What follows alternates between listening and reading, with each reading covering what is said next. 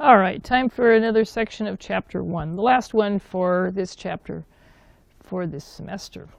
Atomic masses, atomic weights, and what on earth is a mole?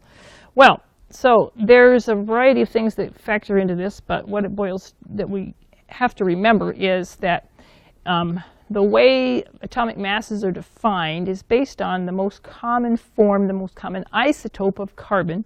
Carbon-12 is defined to be 12U, the atomic mass unit, and it's also known as a Dalton. Guess who that's named for? And our friend John Dalton, who came up with the postulates about atomic theory. And so if you define one carbon-12 atom to be 12 atomic mass units, or 12 Daltons, we use that to come up with what is an atomic weight. Now, atomic weights are what we see on the periodic table. If you look in each square, there's a number at the bottom that's not an integer. It's a number with several digits past the decimal in most cases. And where does it come from? Well, these are derived or calculated values. They are weighted averages of the atomic masses of the elements naturally occurring isotopes. Oh, well, that means that not all carbon atoms are carbon-12.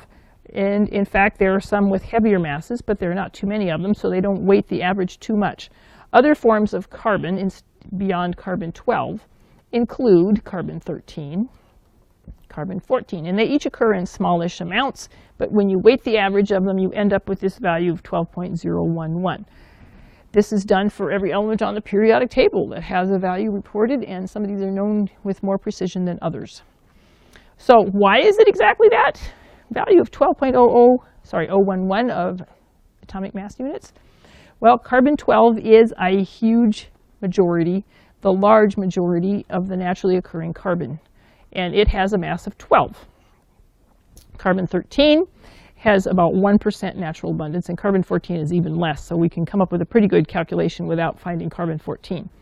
And the mass of carbon-13 is a little bit more. It's 13 with some other 0.0034 atomic mass units. And so the mass of an average sample of carbon is going to be calculated by taking the mass of the carbon-12, and the mass of the carbon-12 times its times a fraction of its occurrence in its natural abundance. So you take the 12 and you multiply it by the percent abundance stated as a decimal. You add to that the mass of the carbon-13, which is 13.0034, don't memorize this, it's fine, times its percent in natural abundance stated as a decimal. So if you add 0.9889 to 0.0111, then you get 100%, and those two values added together give you the average of the sample. For a naturally occurring sample of carbon is going to have an average mass. The average carbon atom is going to have a mass of 12.011. No one atom has that mass, but it's the average mass in a sample of carbon atoms. All right, so using that, we're going to go on to figure out what on earth is a mole. Some of you may have encountered this in a high school course, perhaps. It's also known as Avogadro's number, n sub a. And the mole of any element contains a huge, crazy number of atoms, something times 10 to the 23rd. And we have a hard time getting our head around some of these big values, so let's think about 10 to the 23rd. So 6.022 times 10 to the 23rd is shown with this value here in the middle. And let's think about things that have lots of digits or large values. All right, so the average cost of college tuition in US dollars might be tens of thousands of dollars. The population of the Earth would be over here. This would be, billions, right? Billions. And that's 10 to the 9th. And that's a pretty big number, too. And 10 to the 9th is billion. If we're looking at the distance from the Earth to the Sun, we're getting out here into the trillions. Oh my goodness, this would be 10 trillion, so that would be 10 to the 13th. Wow. And the age of the Earth in seconds. Oh wow, who was asking? So apparently that would be 10 to the 3 more zeros, so 1, 2, 3 would be 10 to the 16th. Crazy, the age of the Earth in seconds is still smaller than this funny thing we call a Avogadro's number. And if you wanted to figure out the amount of water in the world's ocean in liters, we're talking, oh my goodness, this would be 10 to the 21, 10 to the 21st, 10 with 21 zeros behind it, is still smaller than the number we call the mole. Wow, it's a huge number, but can we make sense of it, or why do we use it? Well, the Avogadro's number is a way we figure out, it's a certain number, a lot of anything. It can be atoms, it could be other things. And we use it in describing a molar mass. The mole is Avogadro's number, and the mass in grams of 1 mole of any element is numerically equivalent to its atomic weight. The mass in grams which is numerically equivalent to its atomic weight. Atomic weight is expressed in the atomic mass unit U. And so the mass of an entire mole is numerically equivalent, but it's stated in grams. Okay, so how are we going to use that? So let's see what we have here. We have two different things. If you have 1 mole of something is 107.868 grams. Pull out your periodic table, find one close by somewhere, and see what you can find on the periodic table that has a mass of 107.868, because something whose atomic weight is 107 is going to tell us what has 1 mole that weighs that. Aha! I think you're looking closely, you will see that it is silver. For silver, Ag. Look on the periodic table. Element number 47 is going to have that mass for 1 mole. So what if somebody tells you that this many molecules, 6.02 times 10 to the 23rd, that's again 1 mole, is 28.0855 grams. What in the world is that?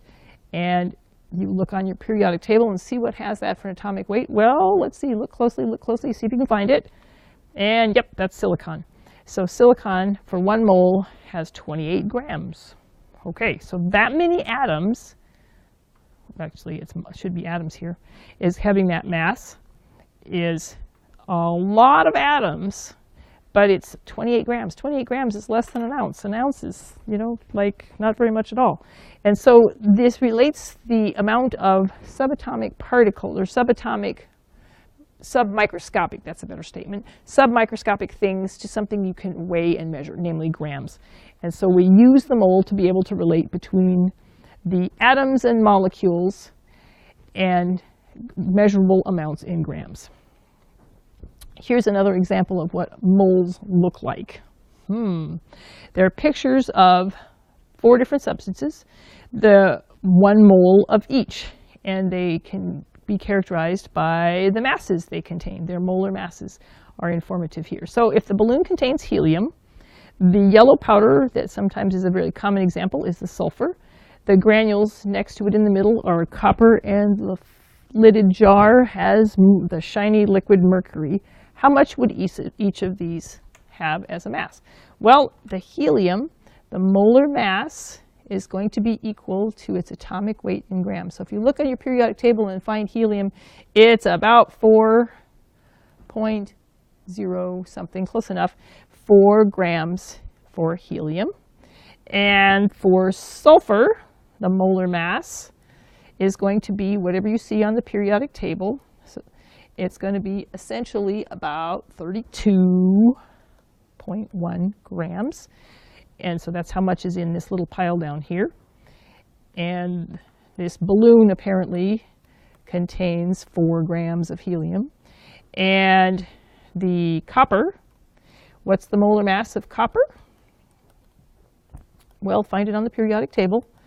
And your periodic table tells you that copper is element number 29, and it's about 60. I can't read that for me closely. Let me check. Had to get the periodic table where I could view it better. On the wall wasn't close enough. About 63.5 grams is 1 mole of copper. So this sample down here is essentially 63.5 grams. And then mercury, the last one, that liquid, well, let's find mercury on the periodic table. Mercury is going to have a molar mass equivalent to its atomic weight stated in grams. And if you can read carefully, it would be 200.6 grams. Whoops, I wrote it wrong. 200.6 grams. Now, each of those samples contains 6.02 times 10 to the 23rd atoms. But they all have different masses because they're different elements. So it's just like Dalton's theory. Each element is characterized by its distinct mass, and knowing how much it weighs is informative to how many atoms are present in a sample. All right, those are important concepts to know about molar mass and atomic masses and atomic weights. I hope that helps you as you prepare and study and continue in your quest for chemistry.